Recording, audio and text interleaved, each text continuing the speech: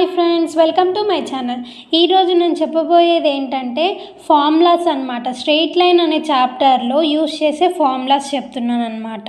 ఇక్కడ ఏమి ఇచ్చారు మనకి? డిస్టెన్స్ ఫార్ములా అనమాట. ఇది డిస్టెన్స్ ఫార్ములా వచ్చేసి ఏంటి? d is equal to square root of x2 minus x1 whole square plus y2 minus y1 whole square అనమాట. ఓకేనా?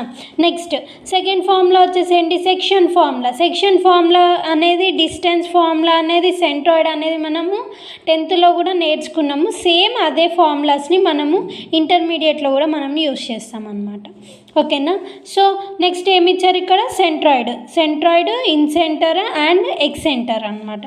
ఇవి సేమ్, కొంచెం డిఫరెన్స్. అదేంటి డిఫరెన్స్ అంటే సెంట్రాయిడ్లో ఏబిసి టర్మ్స్ అనేవి ఎగ్జిస్ట్ అవ్వవు, ఇన్ సెంటర్లో మాత్రం ఏబిసి అనేవి ఎగ్జిస్ట్ అవుతాయి.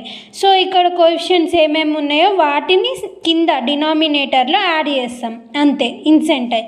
ఎక్సెంటర్ అంటే ఏంటంటే ఏ టర్మ్ ముందు మాత్రమే నెగిటివ్ వస్తుంది, మిగతాదంతా సేమ్ అన్నమాట. ఓకేనా?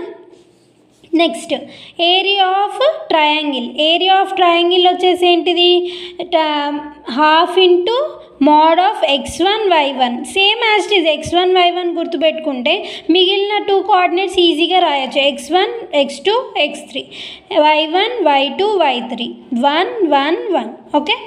నెక్స్ట్ స్లోప్ కూడా మనకి 10th యూజ్ అయ్యింది. ఇది కూడా యూజ్ అయ్యింది, ఎవరికి గుర్తుందో నాకు తెలీదు, బట్ ఇంటర్మీడియట్లో కూడా మనకి యూజ్ అవుతుంది. సో మ్యాథ్స్ 10th అనేది చాలా ఇంపార్టెంట్. అది నేర్చుకుంటే ఇవి మనకి ఇంటర్మీడియట్ ఫార్ములాస్ అనేవి కొంచెం ఈజీ అవుతాయి. ఓకేనా? సో స్లోప్ ఫార్ములా ఏంటి? m is equal to y2 minus y1 by x2 minus x1, or else y1 minus y2 రాసుకోవచ్చు, x1 మైనస్ x2 అని కూడా రాసుకోవచ్చు. ఓకేనా? Next coming to sixth formula ఏంటంటే కండిషన్ ఆఫ్ కొలీనియారిటీ ఆఫ్ 3 పాయింట్స్. ఒక 3 points ఇచ్చి దానికి కొలీనియారిటీ అనేది ఫైండ్ అవుట్ చేయమంటే ఇలా ఫైండ్ అవుట్ చేస్తాం. ఎలా? కోఆర్డినేట్స్ ఇస్తారు మనకి, దాన్ని దీంట్లో సబ్స్టిట్యూట్ చేసి డిటర్మినెంట్ ఫైండ్ చేస్తామన్నమాట. డిటర్మినెంట్ అనేది 0 వస్తే అది కొలీనియారిటీ అన్నమాట. ఓకేనా?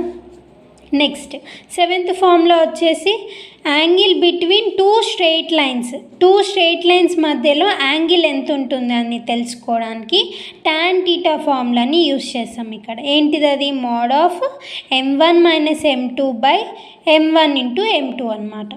ఓకేనా? Thank you. ఒకవేళ నా వీడియో కనుక మీకు నచ్చినట్లయితే please like, share and subscribe to my channel mech girl to math girl.